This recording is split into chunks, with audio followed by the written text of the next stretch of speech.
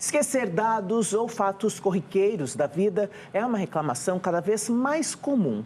Isso pode estar relacionado com a forma como temos utilizado o cérebro. As novas tecnologias, principalmente os smartphones, têm uma influência importante nesse processo. Pois é, ela é a chamada amnésia digital, que começa quando, por exemplo, a gente delega aos aparelhos o planejamento do caminho a seguir quando dirigimos ou o registro de números de telefone até das pessoas mais próximas. O nosso cérebro, de uma maneira bastante ampla, ele precisa, na medida em que ele entra em contato com novas informações, ele precisa, Aldo, fazer conexões. Então, eu te faço uma pergunta, como é que você está? Peguei trânsito, não peguei trânsito? Na medida em que você vai me contando esse tipo de informação, o meu cérebro precisa de um tempo, vamos chamar assim, para que ele faça uma ancoragem. Nossa, talvez ele tenha pego trânsito, eu também vou pegar trânsito agora. Então, na medida em que eu associo, é como se eu criasse um efeito Lego na minha cabeça. Eu fixo a memória. Na medida em que eu tenho uma tela digital onde eu não tenho, inclusive, mais a linha de corte que você teria num livro, numa lauda, e eu vou com aquela rolagem infinita, isso não dá as pausas necessárias para o meu cérebro, então, fazer o que nós chamamos de ancoragem da memória. Por isso, então, essa noção agora que está sendo dita de que nós desenvolvemos amnésia digital, ou seja, eu posso ler, eu posso entrar em contato com uma série de informações, como talvez na história da humanidade não tenhamos tido, só que essa informação dificilmente se torna conhecimento. Ou seja, ou eu mudo a relação que eu tenho com a tecnologia, dando o tempo necessário para o meu cérebro gravar, ou eu não vou fixar nada. Essa é a grande questão. Agora, isso também se reflete nas experiências que a gente tem fora da tela?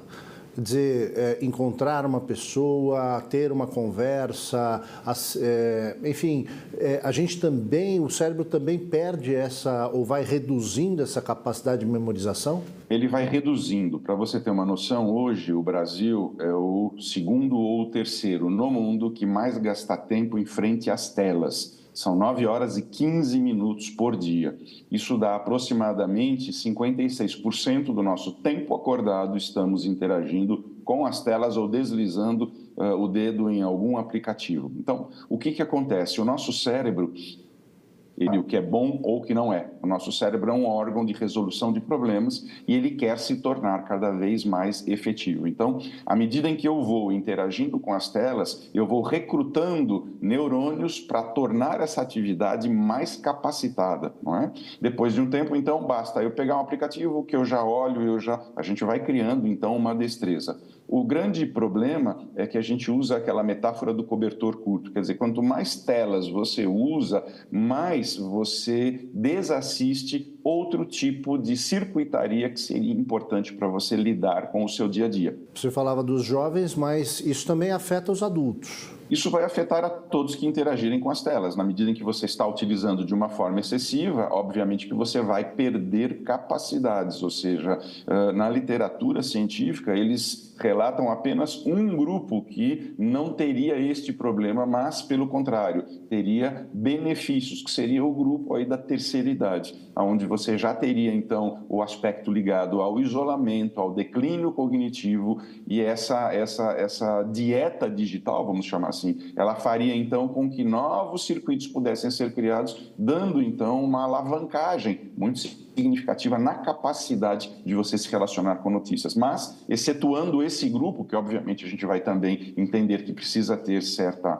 moderação, o efeito que nós temos é que as telas, efetivamente, elas estão prestando um desserviço. Cristiano, então você sugere que a gente volte para a década de 80? Não, de maneira alguma. O que eu quero dizer é que se essa utilização não for feita com parcimônia e eu conseguir intercalar o tempo todo da minha vida digital com a minha vida real, nós pagaremos um preço muito elevado, não importa a idade. Do ponto de vista da memória, é possível reverter essa situação? É possível reverter, obviamente. O que a gente sugere é que nós tenhamos atividades múltiplas, como, por exemplo, leitura, como, por exemplo, atividades que envolvam coordenação física, motora, como dança, atividade física, como lazer. O que a gente precisaria, na verdade, como dizem aqueles especialistas daquele gráfico tipo pizza, né? Que a gente pudesse ter ao longo do nosso cotidiano uma série de atividades que, obviamente, possam ser mediadas pela tecnologia, mas que a tecnologia não prevaleça